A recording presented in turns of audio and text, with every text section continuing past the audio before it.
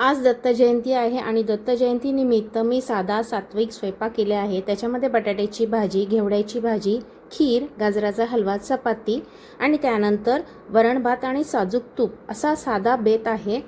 आज मार्गशीर्ष महिन्यातला गुरुवार सुद्धा आहे आणि दत्त जयंती सुद्धा आहे, त्यामुळे मी इथे कांदा लसूण विरहित हा स्वयंपाक केलेला आहे। कसा वाटला कमेंट करून नक्की सांगा। नमस्कार, स्वागत आहे तुमचं माझ्या आणखीन एका कुकिंग ब्लॉग मध्ये। आज दत्त जयंती आहे आणि आज मार्गशीर्ष महिन्यातला दुसरा गुरुवार सुद्धा आहे। तर मी आज दत्त जयंती आणि मार्गशीर्ष महिन्यातला गुरुवार निमित्त कांदा लसूण विरहित जेवण बनवणार आहे। तर त्यामध्ये मी वरण भात आणि चपाती आधीच केलेली आहे आणि मी इथे घेवड्याची भाजी, बटाट्याची भाजी, खीर आणि गाजराचा हलवा करणार आहे। तो मी कसा केलाय हा मी इथे तुम्हाला दाखवते। त्याआधी सगळ्यांना दत्त जयंतीच्या खूप खूप शुभेच्छा। सगळ्यात आधी आपण इथे बटाट्याची भाजी करून घ्या। कढईमध्ये मी 2 चमचे तेल गरम करण्यासाठी ठेवले। 2 मध्यम आकाराचे बटाटे उकडून घेतले, 4 हिरव्या मिरच्या आणि कढीपत्ता घेतलाय। तेल छान गरम झालं की आपण याच्यामध्ये एक अर्धा चमचा मोहरी टाकायची आहे। मोहरी छान तडतडली पाहिजे।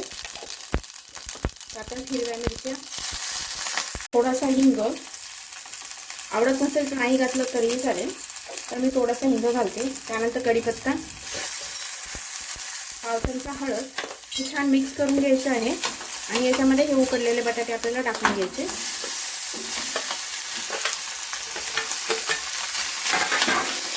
आता आपण घेवड्याची भाजी करून घ्या। तर त्यासाठी मी 2 चमचे तेल कढईमध्ये गरम करण्यासाठी ठेवले। त्याच्यामध्ये अर्धा चमचा मोहरी टाकायची। मोहरी छान तड झाली की याच्यामध्ये पाव चमचा हिंग टाकायचे। गॅसची फ्लेम अगदी बारीक ठेवली। त्यानंतर थोडंसं हळद, पाव चमचा। मी इथे पाव किलो घेवडा घेतला होता, स्वच्छ धुवून निवडून घेतला आहे।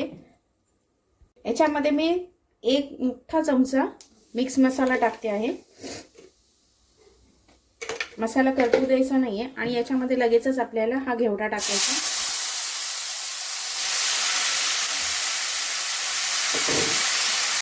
छान मिक्स करून घ्यायचे आणि याच्यामध्ये एक छोट्या साईजचा बटाटा आहे कच्चा, त्याच्या मी बारीक फोडी करून टाकणार आहे। जर तुम्हाला बटाटा टाकायचा नसेल तर नाही टाकलं तरी चालेल।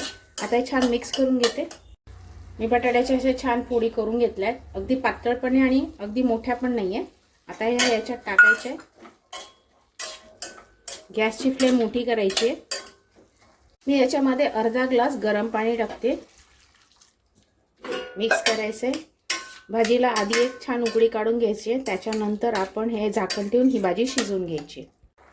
भाजीला छान उकळी आली, याच्यामध्ये थोडीशी कोथिंबीर टाकून घेऊया।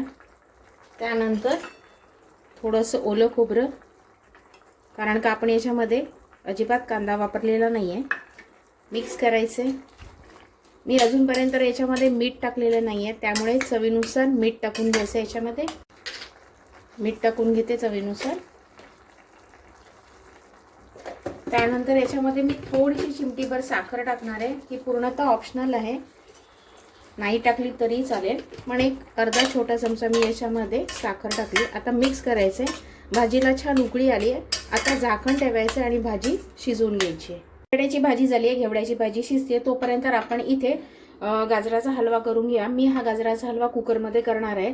कुकरमध्ये 2 चमचे तूप गरम करण्यासाठी ठेवले आणि मी इथे 4 गाजर असे तुकडे करून घेतलेत। हे आपण याच्यामध्ये टाकून घ्यायचे आणि 1-2 मिनिटं आपल्याला हे गाजर छान परतून घ्यायचे।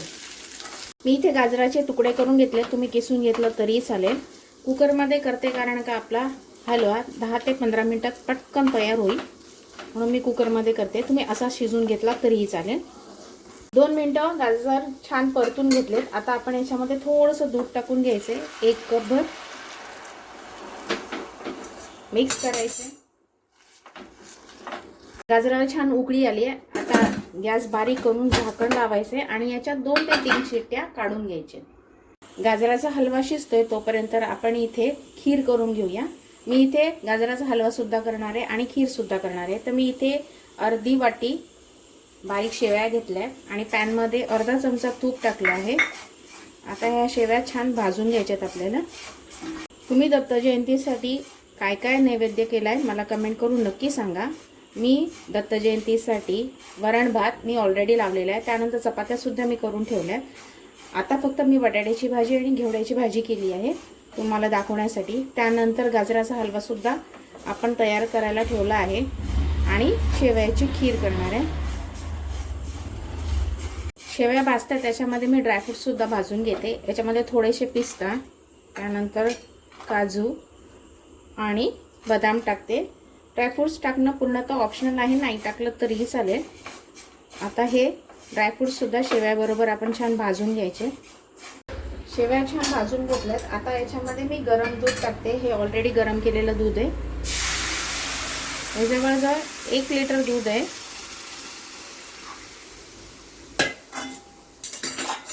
मिक्स करायचं आहे. खिरीला छान उकळी आली. मी याच्यामध्ये मनुका टाकून घेते. त्यानंतर पाववाटी साखर आहे. गुळाचं प्रमाण तुम्ही तुमच्या आवडीनुसार कमी जास्त करू शकता. आता हे मिक्स करून घ्यायचं आहे आणि साखर वितळेपर्यंत आपण वाट बघायची.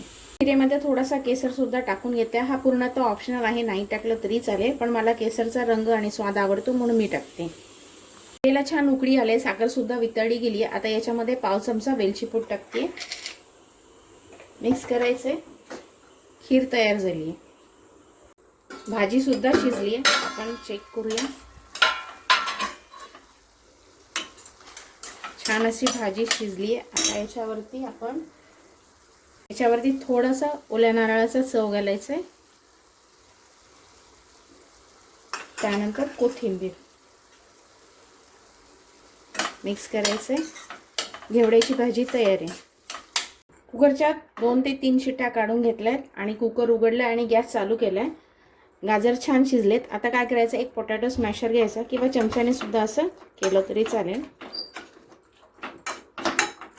गाजर छान बारीक करून घेतलेत पोटॅटो स्मॅशरने. आता याच्यामध्ये मी साखर टाकणार नाही आहे. याच्यामध्ये मी मिठाई मेड म्हणजे मिल्क मेड टाकणार आहे किंवा कंडेन्स मिल्क म्हणतात त्याला. एक जवळजवळ पाव कप टाकते आहे. मिक्स करायचे. त्यात पण मी थोडेसे ड्रायफ्रूट्स टाकून घेते.